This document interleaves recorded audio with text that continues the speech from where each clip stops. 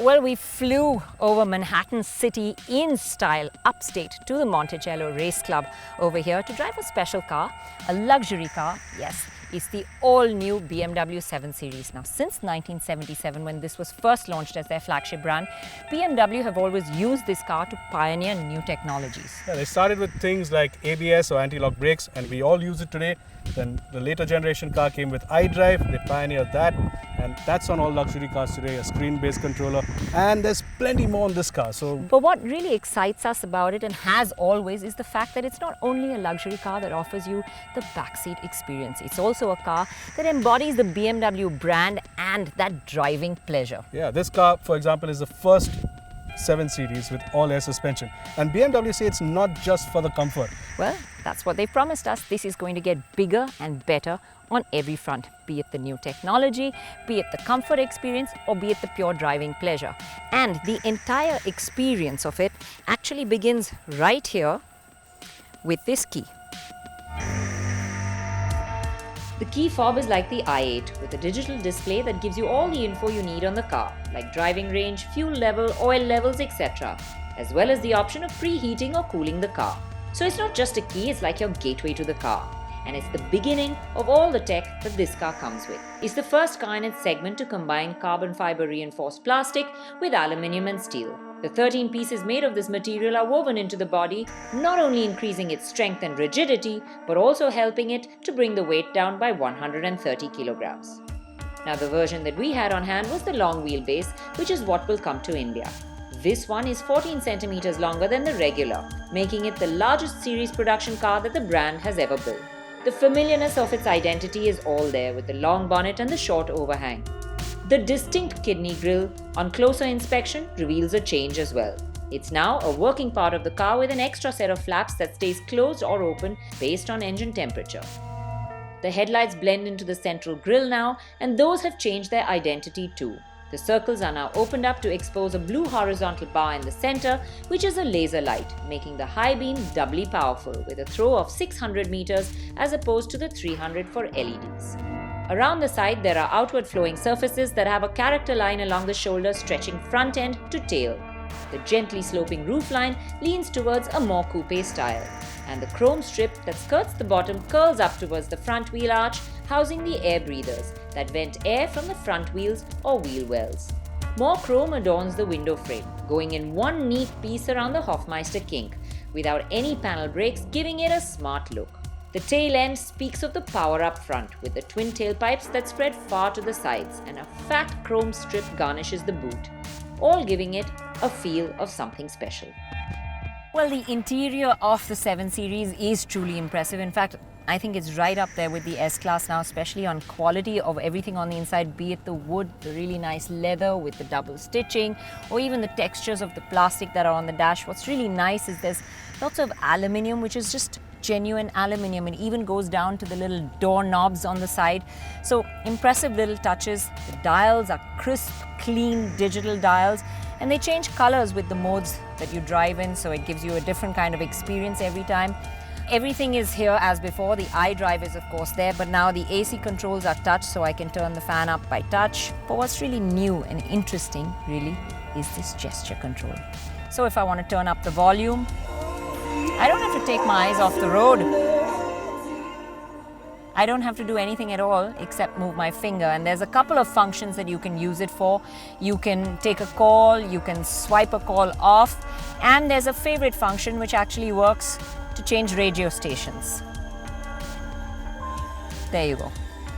It's pretty easy to use, it's really intuitive, it works extremely well. So that's a new thing. And what else is new is this wireless charging device that I have over here.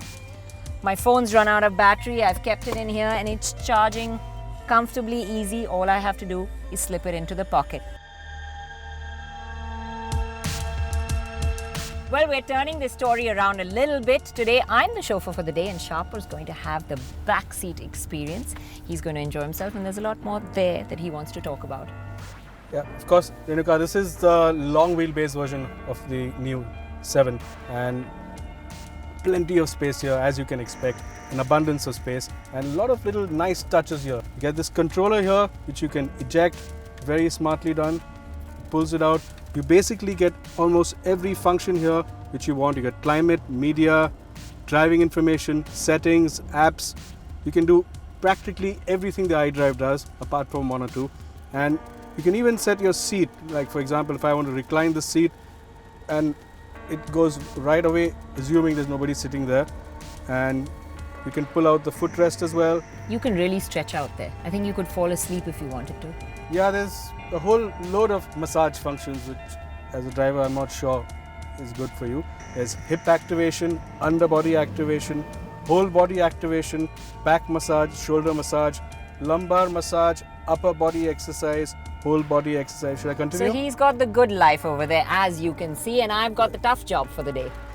Of course, really nicely integrated here. You just drop it in here and you get these collars coming in, holding it in place so it doesn't fly all around. You have the standard now in this class table, and honestly it's so solidly built, this table. You could do whatever you want on it. Keep your laptop here. There's a nice abrasive surface so it doesn't slide around. Put it back just in one shot, nice and neat. You have things like this moonroof, which I'm sure people love, and generally just a really exceptional experience. But this moonroof and the ambient lighting is something new as well. Let's take a look at that. Yeah. The ambient lighting panel was placed on the door in such a manner that it would hide the rubber weather seal, we were told by Kareem Habib, the chief designer. There are 6 color choices that light up the interior along with the panoramic sunroof, which BMW called the Sky Lounge.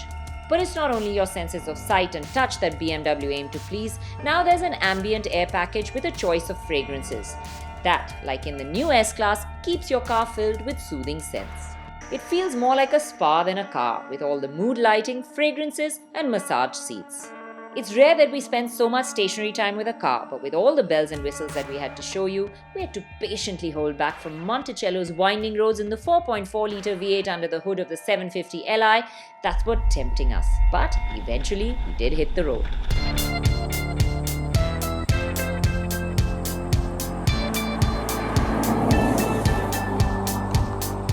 Now the engine we've got here is the V8. This is the 750. It is the engine that you're going to be seeing in India.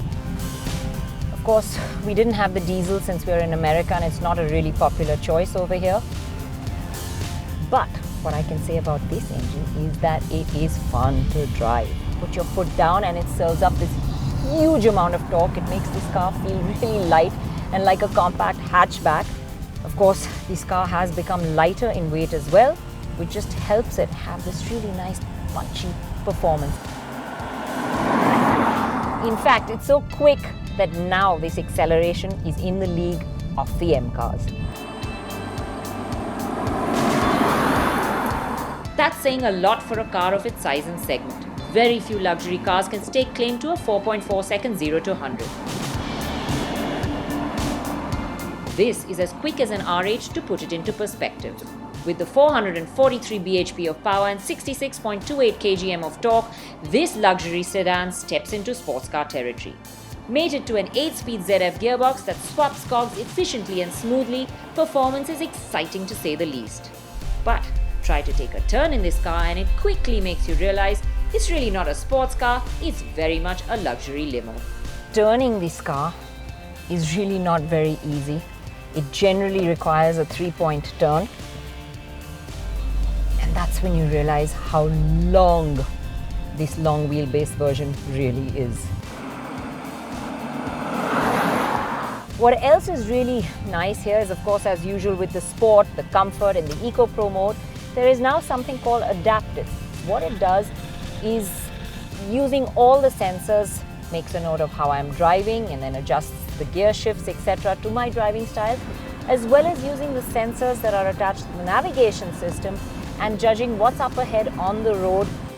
Basically, it uses the ideal vehicle setup for motorways or winding sections of country roads, making it sporty or comfortable based on the terrain ahead and the driving style. It works even if the route guidance isn't active. Another safety system that's really interesting over here is this one. Say I'm a little distracted, I've not put my hands on the steering wheel, did you see that? That's it. If I take my hands off for about 15 seconds or so, this will actually steer itself based on the lane markings on the road, picking up the information from the sensors. So a bit of that experience of autonomous driving as well. However, it's unlikely that these systems will make it to the Indian version, given that we really don't even have lanes. Well, that's all the gadgetry, but for those who want to know if the punchy engine is accompanied by sports car-like dynamics as well, listen on. When you want that fun driving experience, put it into sport. Of course, everything hunkers down, and it is an enjoyable car to drive as well. The difference between comfort mode, which has 2 settings to optimize ride, to sport is bigger than ever before and instantly discernible. The 7 turns from a floaty, comfortable limo to a car that tucks into corners in a manner that's pretty unbelievable for its size. Despite my driving this corner a little quick around the bends, Shapur has managed to doze off at the back. Shapur, it's time to wake up. It's over to you now for the backseat experience. Yeah, can you put it back in comfort? Absolutely. Yeah, so that's comfort, and you have the air suspension making the air springs softer, more pliant, the dampers become softer, they absorb more of the road, and of course the ride is much nicer now, much closer to the competition in the back here, and really comfortable. You have this fantastic seat, really soft ride, double glazing for the windows so they isolate you more, but just a bit noisier than say the S-Class. Maybe that's a little small point for BMW, but they've done a great job in improving the suspension, because now not just the rear suspension rides on air, but the front and the rear.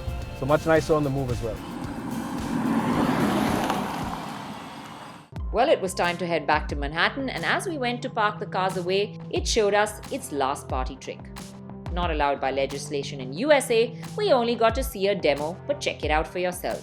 The 7 Series, now at the press of a button on the key fob, will park itself into a straight entry parking garage or reverse itself out. The 7 is expected in India next year and likely to be priced around the 1.5 crore rupee mark for the 750 Li, which you saw us drive. When Mercedes launched the new S-Class, it took the luxury car game a big step ahead. And that of course left the earlier generation 7, not this car, the previous one, a little bit behind. Well, this new generation 7 Series is all set to change all of that. It's taken big steps forward, and I mean really big ones, whether you talk about interior quality, whether you talk about the comfort, or whether you talk about just that pure driving pleasure. This is a big step forward. Yeah, the driving pleasure really makes it a bit different. It's just tremendous. It really feels like a slightly larger 5 Series with a huge amount of punch from this engine. So it's got enough to make the backseat passenger as comfortable and luxurious as possible, and enough to excite the driver as well.